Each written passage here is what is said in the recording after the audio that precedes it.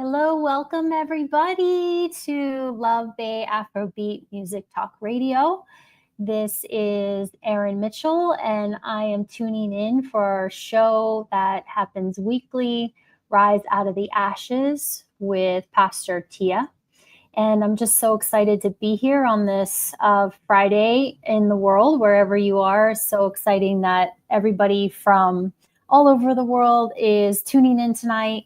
And it's been a while for me. I co-host the show, and it's been several months since I've been on, but I'm super excited to be here with Pastor Tia tonight. And yes, we are talking tonight about a really important subject, and I'm going to let Pastor Tia take over from here, and I'll be back to pipe in. Thank you so much, Erin. So, Love Bay, as usual, we're live. We have to go with things as they come. But thank you so much, Erin, for leading us in. Again, I want to welcome you all here to Love Bay. Thank you so much for being with us. As Erin mentioned, our topic is overcoming fear. So right now, listeners, again, I just want to let you know, as we always do, that if you have any questions or comments for myself or for Erin, you can email us at sufferinginsilencedv@gmail.com, or you can text us at 437-778-3299. Also, if you have any resources that you would like to share with us on a national or local level from your country, your community, any local organizations, or your faith community, you can also email us at sufferinginsilencedv@gmail.com. With that, Erin, I know you started us off, but can you tell us how you're doing with, because it's been a minute. So yeah, it's been a minute. What's been happening with you? Yeah, so thanks for having me on. I really love this show for so many reasons, and I've missed it because, even though we talk about a really tough subject matter, domestic violence and sexual violence and violence in people's personal lives and how they're dealing with it, I think the biggest takeaway for me always is just the empowerment tools that are shared here, and the stones that I like to say for my own life. I feel like the higher power, God, whatever you call that in your life, always puts the next stone in front of me. And I feel like this show really helps to put those stepping stones out for all of us. And so I'm just really honored to be here with you for this organization, Rise Out of the Ashes, that you started many, many years ago. And this radio show program, Suffering in Silence, even that, is like, it's so interesting because on a radio show, we don't have to suffer in silence, right? Because you can write in, you can ask us questions, we can talk about it in a safe space. And we just want all of our listeners to know that we have your backs, and we support you and think about you and really pray for anyone that's in a situation that either in the past that they experienced violence in the past, and then they still live with that memory, right? Like that's as troublesome sometimes, maybe even worse than being right in it, active, the weight of that you carry if you don't have a safe space to come and share and, talk to people that are supportive to help you out of that. So I'm really excited to be here. I'm in the middle of a post-production of a documentary that I've been producing, and still working with clients on their holistic healing journey. And it's great to be here. Thank you. Awesome, Erin. Thank you. Thank you so much. So as usual, before we start, we want to share some resources. And we first have on tonight the Arizona Coalition to End Sexual and Domestic Violence. Their website is acesdv.org. Their number is 602-279-2980, or you can dial 1-800 888-782-6400. And that's where I'm calling in from, Arizona, everybody. So yes, shout out. Shout out for Erin. We have the Substance Abuse Mental Health Services. Their national helpline is 800-662-4357. The National Domestic Violence Hotline, their website is thehotline.org, and their number is 800-799-7233. And then we have the National Sexual Assault Hotline. Their number is 800-656-4673. And you can also visit their website, or you can chat online at rainn.org, RAINN.org. And if you would like to donate to Rise Out of the Ashes, Inc., our nonprofit, you can do that as well. You can visit GoFundMe and look for Rise Out of the Ashes, Inc., or you can write a check out to Rise Out of the Ashes, Inc. Our address is P.O. Box 15, Drexel Hill, PA, 19026. And we help with providing immediate and emergency funding, transitioning resources, relocation for individuals dealing with domestic violence or issues stemming from it. We help with utilities, rent, mortgage payments, anything that we can help with. If we're able to do it, we need your help to do so. And also, my book is still available. I haven't said that in a really, really long time. My book, Suffering in Silence, is available on Amazon, and I actually use some of the proceeds from that to assist us at Rise Out of the Ashes and what we do. So with that, our topic on tonight is overcoming fear. And I wanted to start by reading an email. This is an email that I actually received on this morning, and it's from Cliff Batson. Cliff is the CEO of Perla. Perla is a company. It's formatting software. They format APA, MLA, Turabian. If you're in school, if you're in college, you know what APA is, and MLA, but that is what his company does. But on this morning, he sent an email out.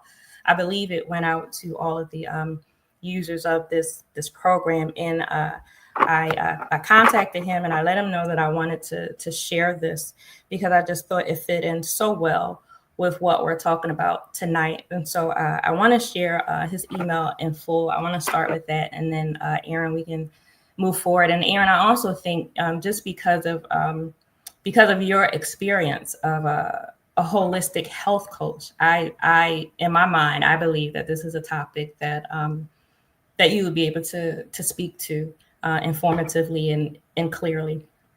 So Cliff's email, it says a recurrent major depressive disorder in full remission. It's May, which means it's Mental Health Awareness Month, and I want to share something personal, something I share every year because it might just help someone who needs to hear it. Life is very good for me these days, but plot twist, it wasn't always. Back in 1995, I had what we used to call a nervous breakdown.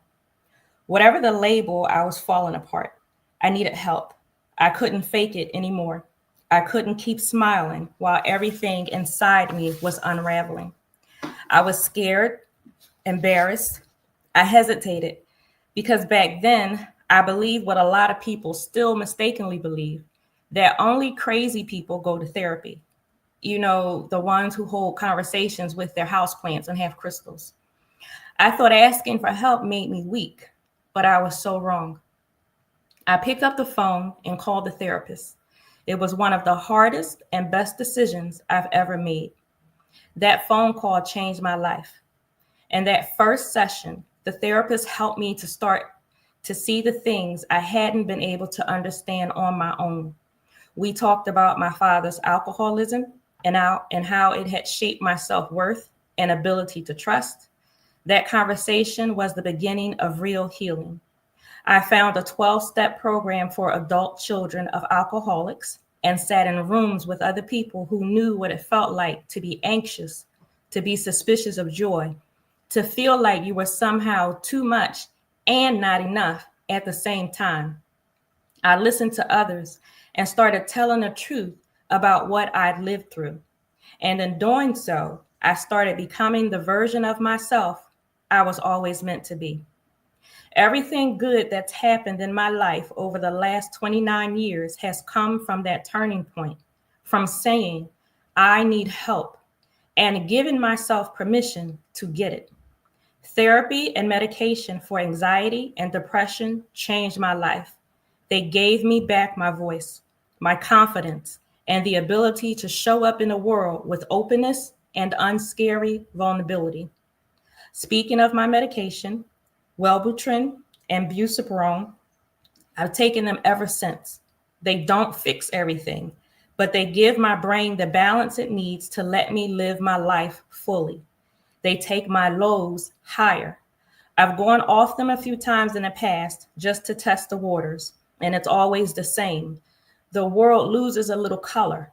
My energy fades and my spark dims. My wife usually notices first. I've come to the logical conclusion that it takes chemistry to fix a chemical imbalance in my brain. Nobody should be ashamed of that. Maybe you're reading this and thinking, well, I'm not in a crisis, but something feels off. Maybe you've been through things you haven't really processed. Maybe your brain is feeding you garbage thoughts like, I'm not good enough, or I should be able to handle this on my own. If so, I want you to know you deserve better. If you think you might benefit from talking to someone, please do. It doesn't always have to be a fancy therapist on a couch with throw pillows. Your primary care doctor or even someone at a walk-in clinic can help you get started.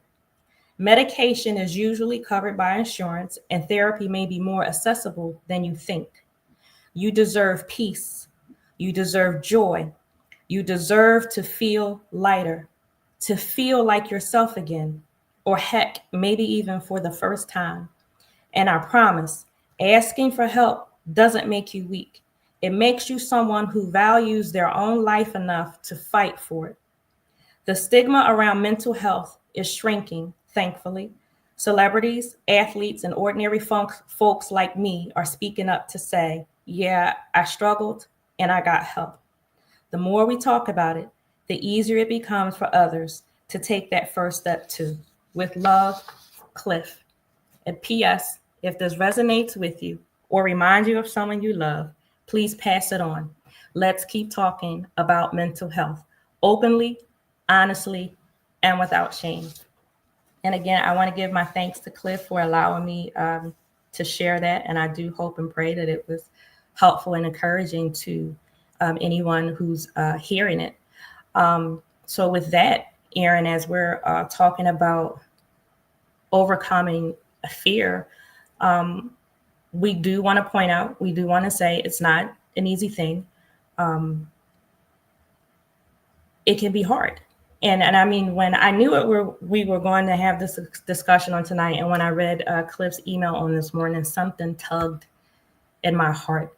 It really did. And I think there's just a personal connection. So if you're talking about mental health issues, if you're talking about domestic violence or sexual assault, if you're talking about any type of trauma, there is a need to be able to overcome a fear, to take care of yourself, to help yourself, to move for yourself. And again, it's not an easy thing. And what I've seen in my own life, Erin, and I will stop after this to give you a moment to chime in. What I've seen is that there are different types of fear. For me personally, there was the fear that this thing right here is real. So it's like I know that this is happening, and I know what can happen. My ex-husband gave me proof. So there was never a time that I was wondering in my mind or just sitting and just coming up with scenarios of what may be or what could happen. No, he showed me that he would hurt me, because he did. He showed me that he could be physically violent, because he was. So there was that fear of, yes, this thing right here actually happened and it can happen again. And I have to deal with it. And then for me, there was the fear of the unknown. I don't know what's going to happen. So when it came time for me, when I made that decision to leave, I had the fear of, what am I going to do? What is my life going to be like? I believe when I left, I was 38. I'd never lived alone. I'd never lived by myself. My sophomore year of college, I moved out of my mom's house and I moved into an apartment in West Philly. When I moved into that apartment, my ex-husband, he moved in with me. And then the next year we got married. So we were always together. I never lived alone.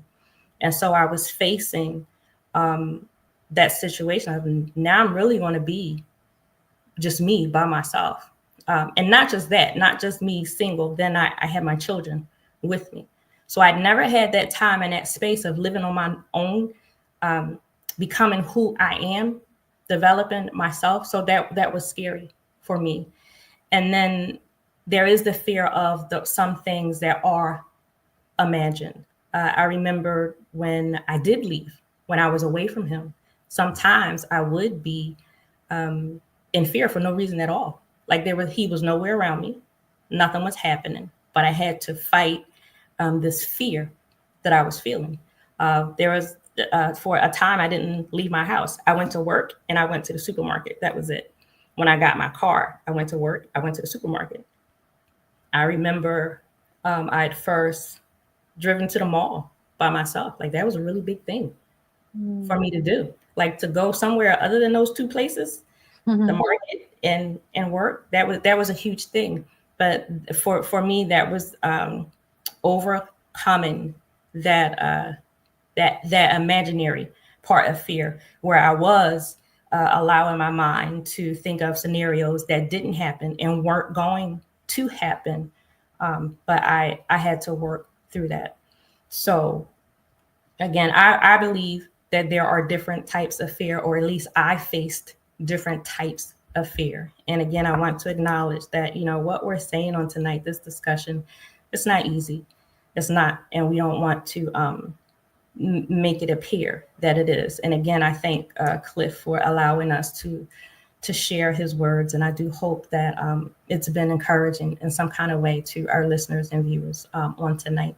So with that, Erin, do you want to chime in on fear? Yeah, definitely. That was a great message that he sent out to all those people, right? It went out to a lot of people, and again, you spread that word tonight, and I think he has the things he mentioned that worked for him and what that turning point was, and it doesn't have to be the same for everybody. But I think what we all can recognize is the turning, like that moment where there's a really tough step to take. And that is the moment where a teacher of mine once put it, that, there's the kind of fear that is, there's danger, imminent danger, right? There's that kind of fear. And then there's the fear of trusting your intuition to do something that you really do have a sense that it's something you need to do. And even though you haven't, it's scary, it's going to be new. It's like, it's the fear of something that could be the next opportunity for your life, for what is best for you. And I think those are different kinds of fears, right? Like, and so recognizing, I recognize it in myself. I actually now have tracked what my body feels like when I have the kind of fear that's a good fear. It's the fear of like when you invited me to come on this show. I mean, I've been decades of my life afraid of public speaking. And that's actually, I think that's one of the I think it's number 2 next to fear of death. And so I remember when you had me on the show, and I would, I would just be like so nervous and my heart would be pounding. And I would get on, and now you move. I knew it was a good thing for me to do because it was something I wanted to be a part of. And it was something that I wanted to join this community and share my gifts and gain wisdom from the process of being with all of you and your guests. And so it was a fear, but I knew it was going to be good for me. And I think that's really what I heard when I heard Cliff say, is that he knew he had to call that therapist. He wasn't afraid that he was, somebody was going to smack him in the face or stab him or steal his car.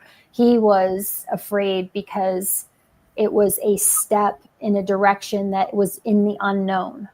And in that unknown, I think that can be really overwhelming. And I think that if it's the unknown, but you have a sense that it's gonna, it's the right thing to do, the next right step, I think that's what we as individuals have to track that in our system and not call it the same thing, because I think if I say I'm afraid to call the therapist, I'm afraid to be a crazy person. I'm afraid I'm afraid that I'm going to get assaulted if I walk down the street. Those are different, and we can't put it all in the same box. We have to come back to ourselves. We have to center ourselves, and we have to start to talk ourselves out of it, right? Like, what are you really afraid of here?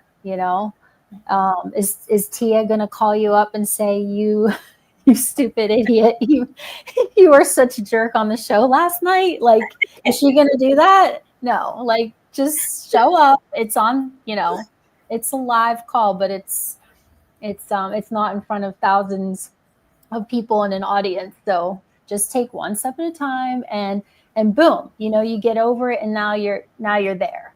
Just like him, he called his therapist, boom, he was in there, things were going right. He could have walked out. Mm-hmm. He could have said, you know what, this isn't the right fit for me, and always remember that with your fears, right? Like, you only have to take the next step. You don't have to be anywhere, forever, right. with those positive, I'll call them positive fears, right? Like, right. So I think that's, I think a huge part in a very, very beginning of dealing with fear, I think, is recognizing what type of fear you're dealing with. Because as you said, there is a healthy fear. There is a positive fear. I know if I put my hand in fire, I'm going to get burned.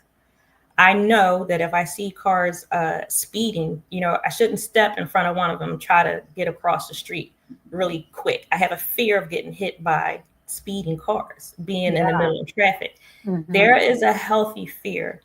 I think so. First, you determine what kind of fear is it that you're looking at, that you're dealing with. Like, I was up against a deadline last week. I had a 15-page PowerPoint that I was working on up until midnight, the day it was due.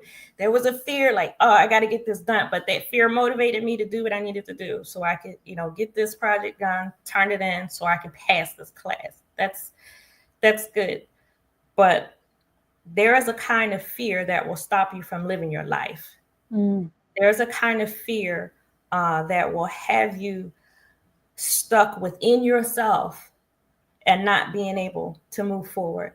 And that's the kind of fear we deal with when we go through trauma, when we deal with domestic violence, when you deal with someone who has hurt you or is hurting you. There is a fear that will keep you from getting the help that you need. And being able to overcome that, I believe that the first thing is to, once you define, what type of fear that you're dealing with, because, again, some fear is good, it's healthy. But when you're dealing with a fear that paralyzes you, that's keeping you from getting help, that's keeping you from getting out of a toxic or abusive situation, away from an abusive partner, away from abusive people or an organization, I think the very first thing is you have to be honest with yourself and recognize that this fear is here and why is it here? So I think that goes back to being honest with yourself. You have to be real about your situation. You can't keep making excuses for him or her. Well, he had a bad day at work. That's why he yelled at me. He was just really, under pressure. And so that's why, he threw pots across the kitchen. So you have to be honest. And at that point, when you allow yourself to be honest, I think that's when you have to decide to take action. Now, everybody's life is different. And so, again, we do full well understand that there are some people in situations that that they feel that they have to be in. They know the intricate details. So on our outside looking in, we can say, you need to get up, take your things, and leave right now. But there are issues that we may not know about. So we full well understand that there are things that people need to do, and you need to have the autonomy to be able to make your own decisions. But if you are not in that stage, if you are in a place where you are able to make a decision for yourself, to remove your children out of an abusive situation, that's a situation where you can't let fear stop you. That's a situation where, you have to love yourself enough to fight for yourself. Easier said than done. But if you need a therapist, then you need to get that therapist. If you need counseling, if you need to talk to a friend, if you need to talk to a family member, your doctor, whomever, you have to be honest with yourself and then allow yourself, as Cliff said, he gave himself permission to make that phone call and go to that appointment. A lot of people may feel guilty about doing what they need to do for themselves, because a lot of times the person who is hurting you is a person or people that you love, and you don't want to say anything bad about them. You don't want to do anything that's going to make them look bad. And it's like, instead of getting the help that you need for yourself, you're still caring about this individual who's causing the pain. So you're thinking about him or her above or in front of yourself. But there comes a point in time where you have to be first. You do. You have to understand, and you have to know that your life is worth it. Your life is worth fighting for. And once you do it, once you take that first step, there's just something in making that first move. And then you make the next, and then you take the next, and then you can look back and you can see all the progress that you made. And today I can sit and I can ask myself, why was I afraid of that? Why did that bother me? Why did that paralyze me? But you have to give yourself that space. And there are situations that we did not get into overnight. So it's not going to be like an open door of just deliverance that comes out of nowhere overnight. It's a process. We have to work through the process. But I would say the point of tonight is that you can start your process right now. If you haven't, you can start it and move forward. Because fear can take away the life that you've yet lived. It's like, if you've come through abuse, if you've come through the hurt, you've come through the pain, you don't want to allow fear to continue to hurt you. You don't want to allow fear to continue to rob you. I hope that makes sense. Like, it really makes sense to me, Erin. What do you think?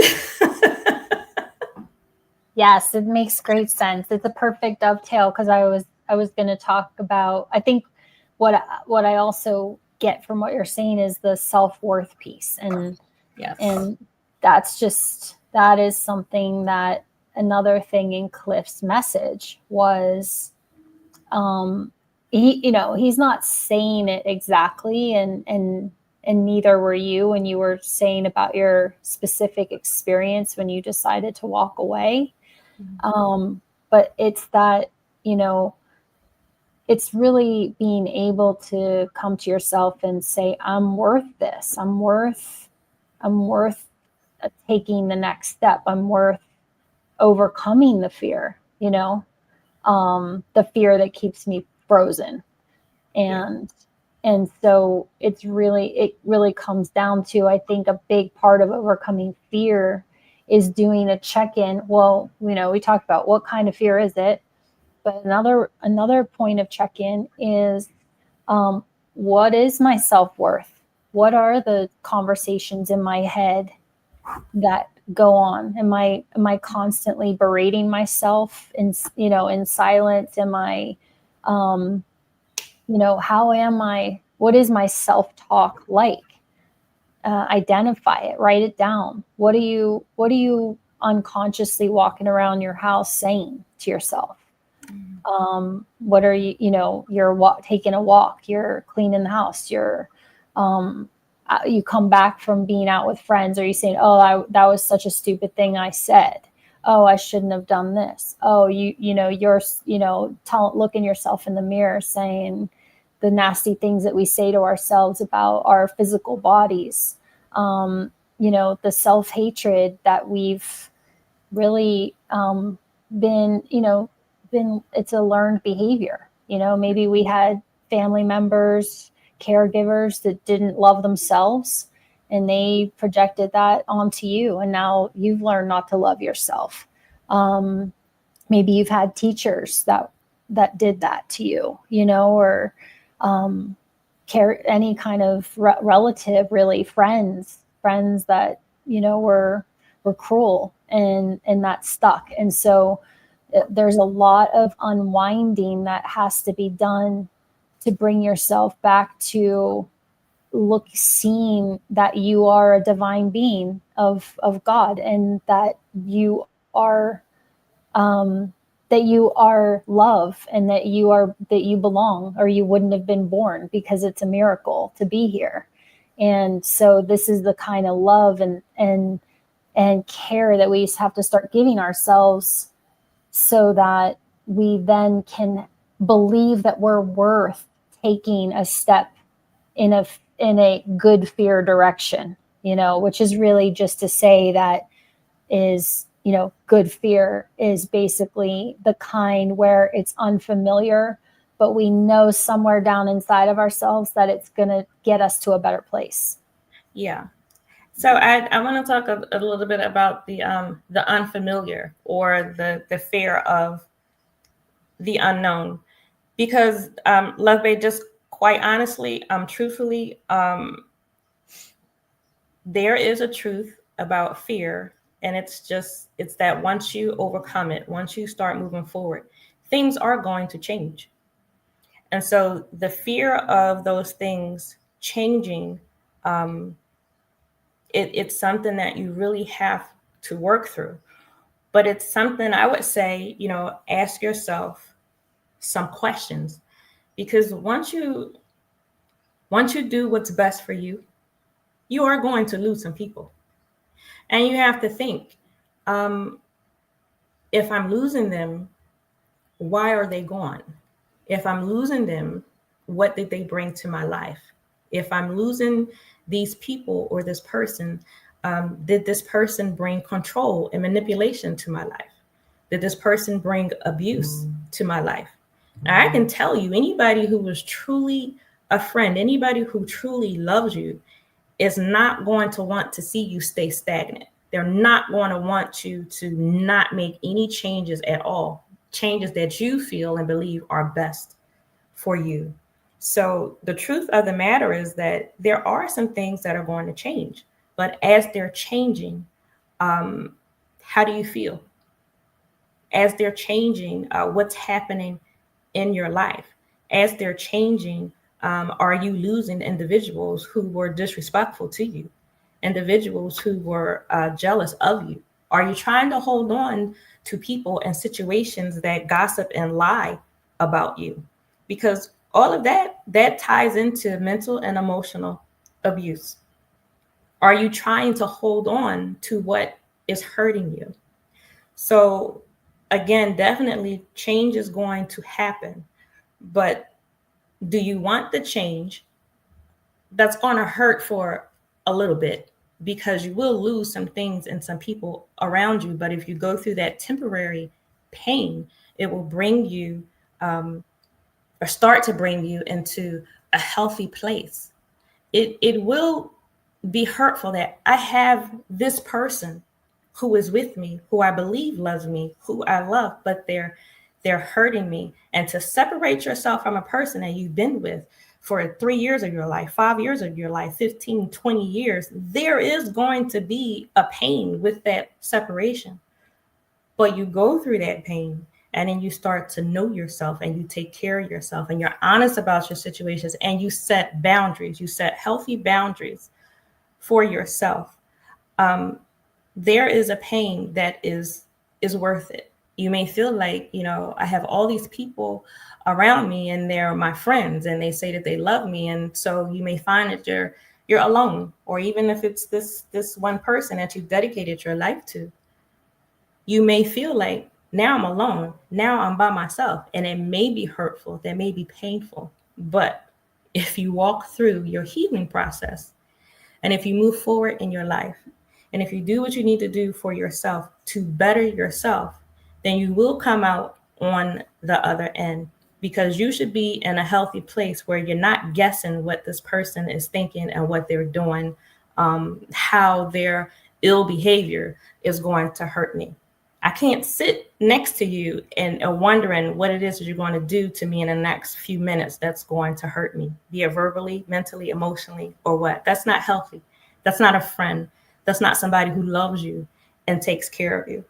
So you have to be willing to say, things are going to change. Not only are things going to change, but things are going to change because I'm going to change them, because I'm going to do what I need to do for myself.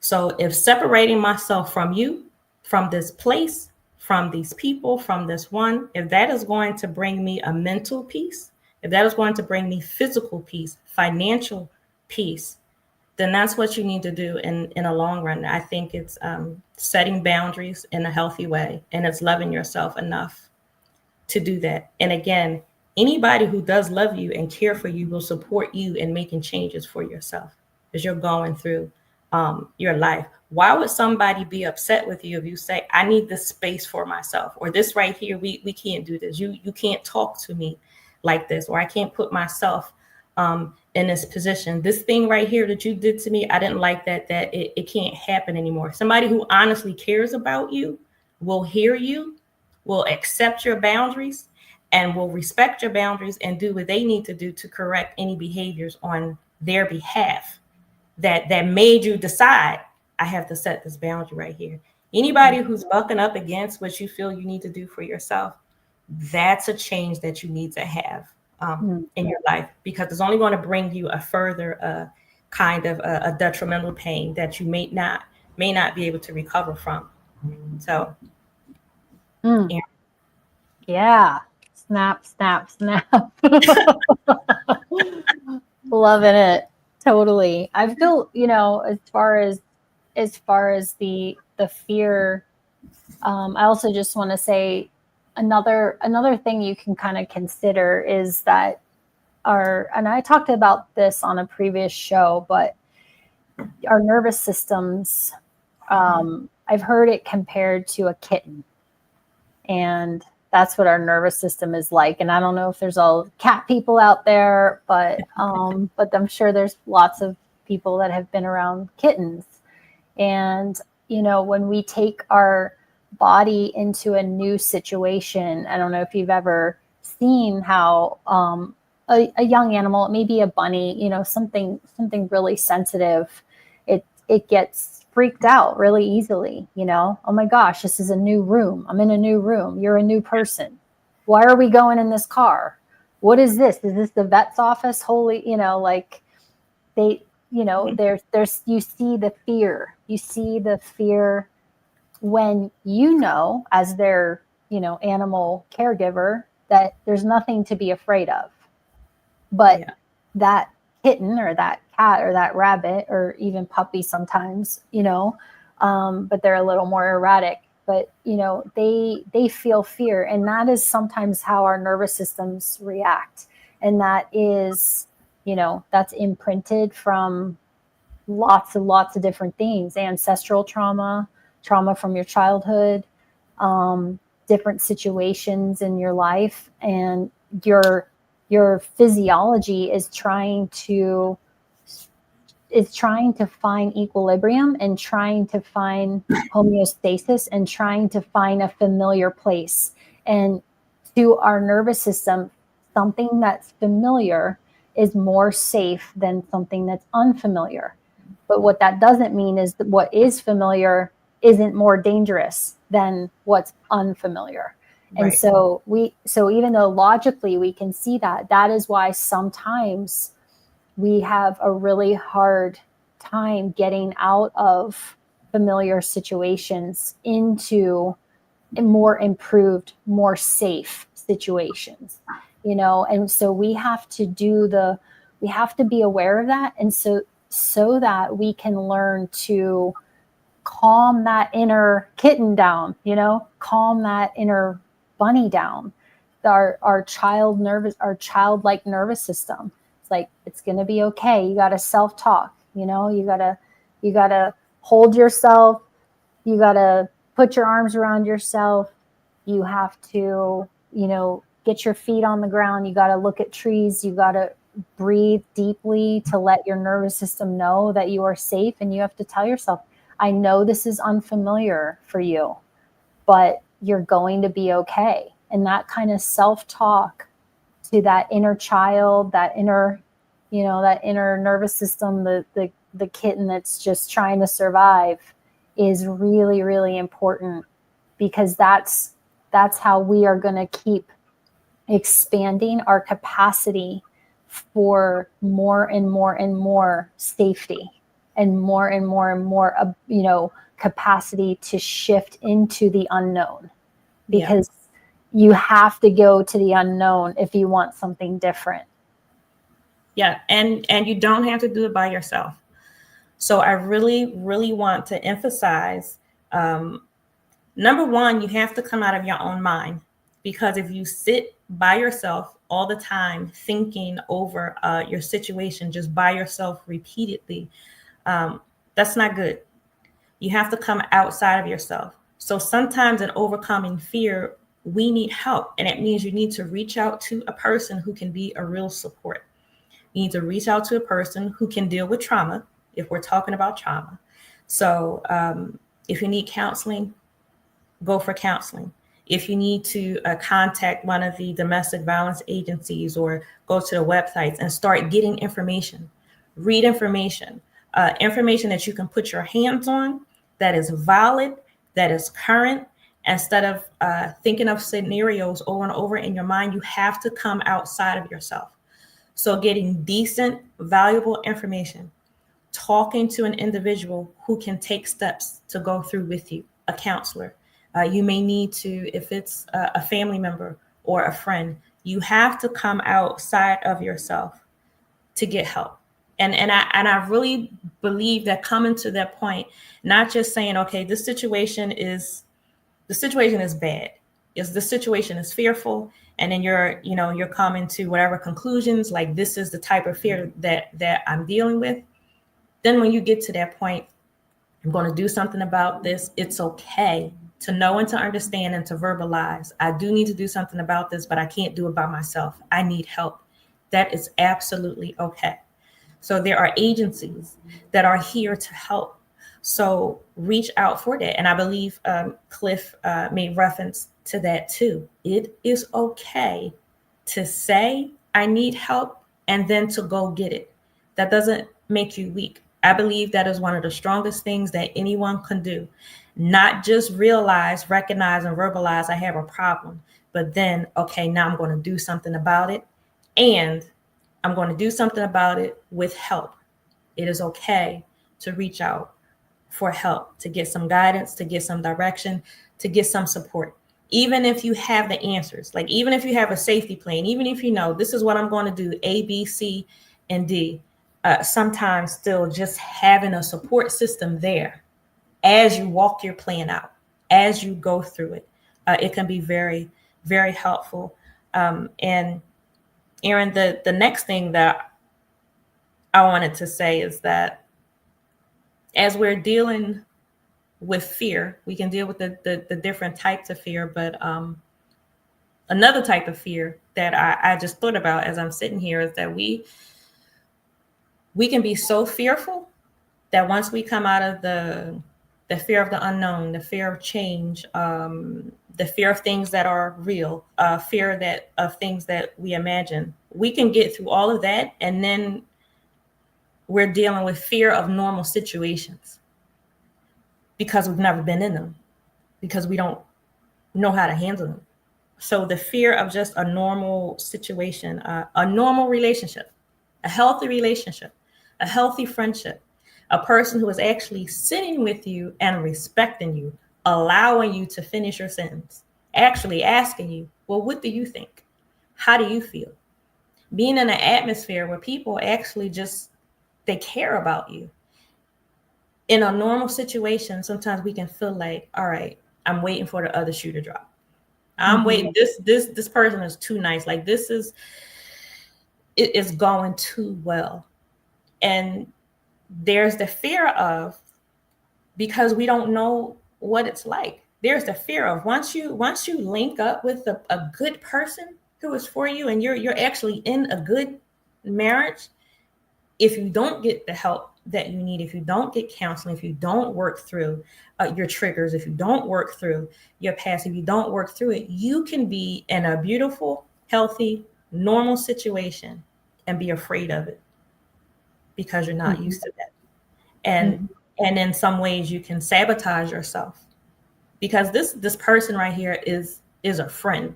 Like she really is a good friend to you. Like just checking in on you. Hey, how are you? Let's go hang out. Let's do whatever. How was your day? And in the back of your mind, you're waiting and plotting. What is it that she's going to do? Because you haven't properly handled those other types of fear. And I believe that it can lead into that fear of you don't know what to do and you don't know how to handle when things actually are right. And I think that's part of the process. That's part of healing, when you're actually in that situation where nobody's trying to hurt you, nobody's trying to get you. They aren't over in a corner whispering and talking about you. They're not even thinking about you. They're going about their day. You have to be able to get to that place where you can function in a healthy, normal setting. And again, none of this is easy, and it takes time. But Erin, what are your thoughts on that? On just that fear of things are right now. Things are good, and just waiting for something bad to happen because that's all known. Yeah. I mean, I think what I've come to understand in myself by doing that, not only was I, sitting next to somebody who cared, but I was also turning them in to be a monster and making, basically thinking that they were manipulating me because they were being kind. Mm-hmm. They were trying to manipulate me. They were trying to undermine me.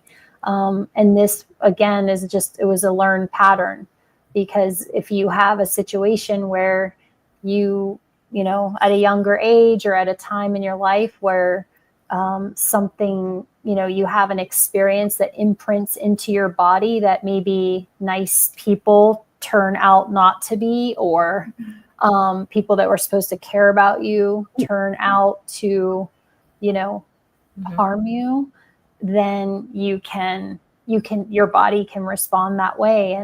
And so a big part of, I know Cliff brought up the therapy piece, but I'd just love to mention to our listeners, if they haven't heard about it, is somatic therapy. And it's basically, it's a type of therapy that explores how the body expresses deeply painful experiences. And it helps, healing the mind body with trauma recovery. And one of the things that trauma can register within our bodies on a cellular level. And what that means to an individual is what this somatic therapy deals with. And it, essentially, I mean, you can have disturbing feelings that show up in the body in really debilitating ways, like you were talking about earlier in the show, like that, just frozen in your life, right? And so somatic therapy aims to drain the emotions of their power, so that you can relieve pain and other manifestations of stress, like sleep disorders or inability to focus and concentrate, and emotions that stem from everything from PTSD, complicated grief, depression, anxiety, trust and intimacy issues, self-esteem problems. All of these things can be potentially supported by somatic type therapy. So it's just something that, there are ways, if you look it up in wherever you're at, you can read more about it, and, you can find practitioners or healing circles. But, it's really an important piece of the puzzle that newer science is starting to focus on, because we're starting to recognize that cognitive therapy doesn't necessarily take away the body's physiological responses to past traumas. Mm-hmm. And so that's why you could be sitting next to a girlfriend and like feel fear, even though they're not going to harm you logically. Right. And with that, I want to say, if we haven't said it already, the fact that anyone has to deal with fear, whatever type of fear it is, it's normal. So I don't want this to sound like it's just this crazy thing that comes out of nowhere and you're just singled out. No, if you've dealt with any type of trauma in your life, fear is normal. These different types of fear to face are normal. So I do want to say that. So for you to be in an atmosphere where seemingly you can look at it and say, all right, this person is safe right now, but you're still feeling a fear that you can't even explain, that's normal. That's a normal scenario. So even though we may not like it, we want to deal with it. It's a problem that, we have to get a handle on, and let's work through it. Let's get better at it. It is normal, like if you're dealing with this in the first place. So I do want to say that. And Erin, I know we're just under the hour, but I wanted to say this and to get your feedback on this. I wanted to specifically say to family and friends that as you're watching a loved one deal with issues of fear, as you're watching them deal with issues related to trauma, you need to be sensitive and you need to be patient. You can't push somebody through cycles of fear. You can't push somebody through a process and you just want them to move faster. Like, hey, get over it. Don't be scared anymore. It's okay. This situation looks good to me, so it should look good to you. So I want to say to family and friends, you need to be sensitive. You need to be patient. And I will also say you need to set your own boundaries.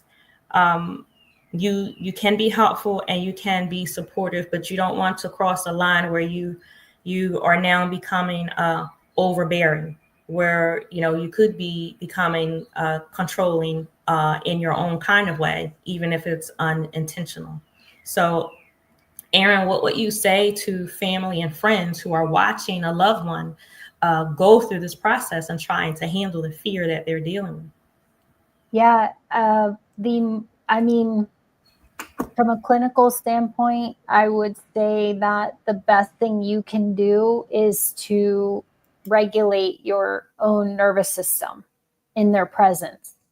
This is why, like, I don't know if people might have a loving, I don't know, a loving grandmother in their life, or an auntie, or somebody that they remember as children that they could run to.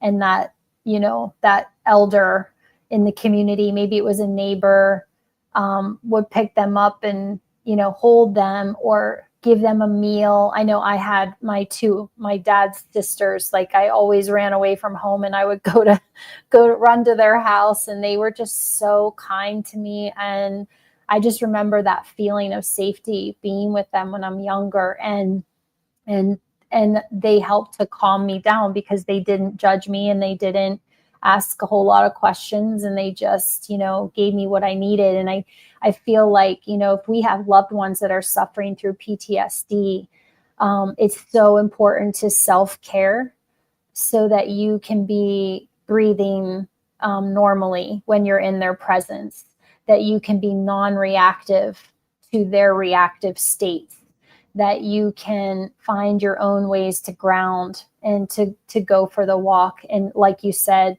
Pastor Tia, give that patience, give that space for, and that time to overcome that. And you having that regulated nervous system is really a powerful tool that you can offer them, because we are resonant beings. If you ever go into a music store and you play the G note on the guitar, all the G notes on every string instrument in that music store will ring G.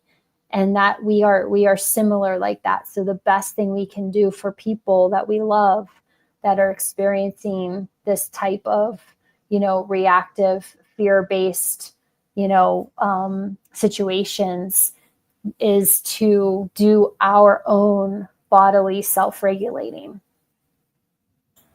So thank you so much for that, Erin. And again, we are just under the hour. So I think the last thing that I wanted to say is that if you have a loved one, if you're watching them go through a situation, and if they have not yet made that decision to deal with their fear, if they have not yet made the decision to deal with their situation, again, be sensitive and be patient. If it is you yourself, if you are thinking through things right now, that's a start. To have it on your mind, to recognize that feeling. Either you can just outright see it, this is not right, something is wrong, or you have that feeling inside you that something is a little bit off.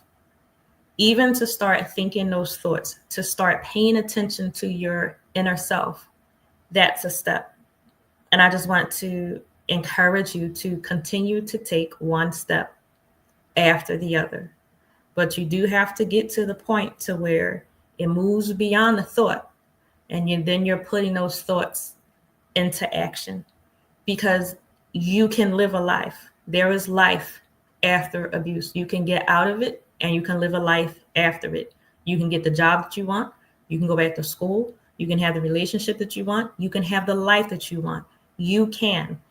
That's what fear is keeping you from. Fear is keeping you from living the rest of your life. Fear wants you to be a bundle of nerves, not being able to move and be around other people and go anywhere or do anything. That is what fear will do to you. But you're more than that. You are so much more than that. And think about what you already made it through. You already made it through to the point to where you can even think to yourself that maybe I should do something, or I want to do something. You got this far. You can go further. So I would say, don't let fear rob you anymore. Don't let fear take away anymore. And I'm not saying something just to say it. Like, I'm telling you, I restarted my life at 38 years old. I was scared to death. I had never lived by myself. I knew I was capable, but I didn't do it. And there's just so much that comes along with starting over. So I know what it's like. But I am telling you, you can do it. I did it. I have much, much more now in my life than I did back then. I'm in a much better place. I'm not any better or any more special than anybody else. If I did it, you can do that. And I want to leave that, Love Bay, with you on tonight. You don't have to let fear control you. And everybody's life is different. Everybody's progress is different. So if you move a few steps, fine. If you move a few yards, a few miles, fine. Don't measure yourself by anybody else. The point is just to make a step and keep going, whether it's visible to other people or not. And you don't have to explain yourself and your actions to any other person. So that is the last thing that I wanted to say on tonight. Erin, I would ask you if you would give your final words to Left Bay on tonight. Mic drop. No, thank you. Not following that one. Woohoo! Way to close it out, Pastor Tia. That was Awesome. amazing. All right, Erin, thank you so much for being on here tonight. It was just awesome to see you. Love Bay, thank you for being with us. If you want to catch up on previous episodes from our program, you can visit our YouTube channel, Suffering in Silence DV. You can also visit our YouTube channel on Love Bay. You can also visit Instagram on Love Bay, and you can visit, what's the other one? Facebook on Love Bay. If you want to catch up on previous programs of Suffering in Silence and all the other wonderful programs on Love Bay. So thank you so much for joining us on tonight, joining Suffering in Silence with Pastor Tia. We're here on Love Bay Afrobeat Music Talk Radio. We're with you every Friday evening at 7 p.m. Eastern. Love Bay, we are continuing to rise out of the ashes together. Good evening.